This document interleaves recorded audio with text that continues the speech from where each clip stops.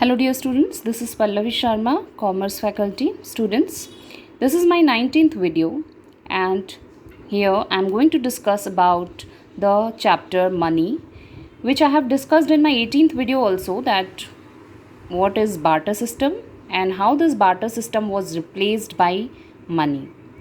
So this money is divided into 5 categories. These 5 categories are given over here. First category is full bodied money, Purnakaya Mudra.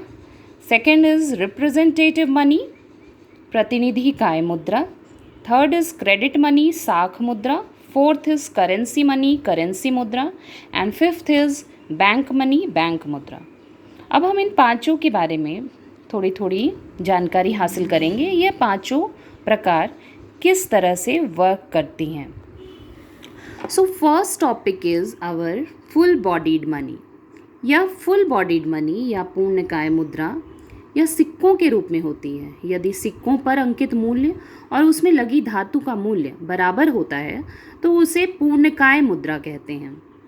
दूसरा representative money या प्रतिनिधि पूर्णकाय मुद्रा. यह कागजी नोटों से संबंध रखता है. ये नोट पूर्णकाय मुद्रा का प्रतिनिधि रखते हैं.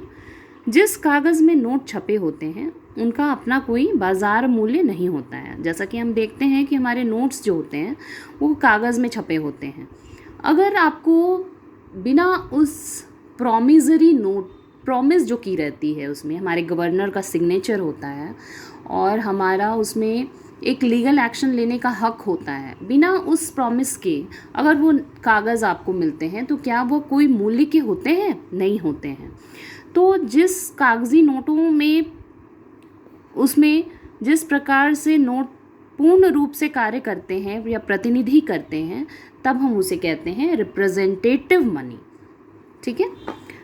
थर्ड पॉइंट इज साख मुद्रा. यह मौद्रिक मूल्य उसके वस्तु मूल्य से अधिक होती है. जिस वस्तु का मुद्रा के लिए प्रयोग किया जाता है वह वस्तु बाजार में कुल पूर्ति का एक छोटा अंश होते हैं. इसलिए वस्तु का बाजार मूल्य मुद्रा के मौद्रिक मूल्य से कम होता है. जैसा कि है हम जानते हैं भारत में 1 रुपये का सिक्का जो है जिस धातु से बना होता है उसका बाजार मूल्य 1 रुपये से भी बहुत कम होता है.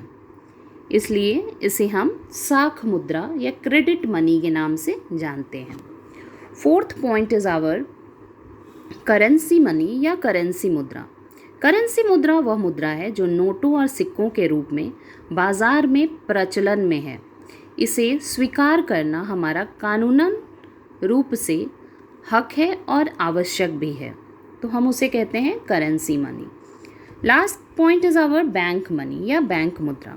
बैंक मुद्रा से अर्थ है बैंकों द्वारा किए गए साख निर्माण से. बैंक इस साख का निर्माण लोगों को उधार के रूप में देकर करते हैं और फिर उस साख को आगे विकसित करते हैं, तो इसे हम कहते हैं बैंक मुद्रा. नेक्स्ट टॉपिक इज आवर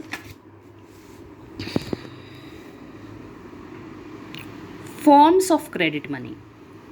अब हम देखेंगे हमारी साख मुद्रा के कितने प्रकार होते हैं. हमने पढ़ा अभी साख मुद्रा जिसमें गवर्नमेंट जो है वो क्रेडिट देती है लोगों को और इस तरह से वो क्रेडिट देने से फिर क्या है इनकम या मूल्य का निर्माण करती है. तो यह साख मुद्रा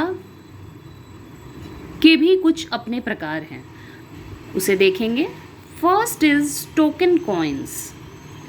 जो भी 1 रुपये 50 पैसे जो भी सिक्के आप देखते हैं उन्हें हम कहते हैं टोकन कॉइन्स. सेकेंड टाइप या form of credit money is representative token money. That every paper money, every note is a representative token money.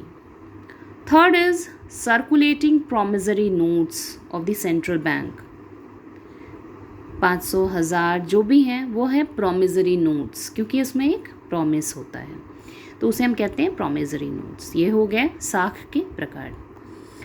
अब हम देखेंगे मनी के कार्य. What are the functions of money?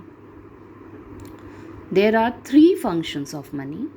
First is primary, जिसे हम प्राथमिक कार्य कहते हैं, सेकेंडरी गौण कार्य, and third is contingent functions या आकस्मिक कार्य। इसे हम लोग नेक्स्ट वीडियो में देखेंगे कि यह किस प्रकार से फंक्शन करता है। Thank you students.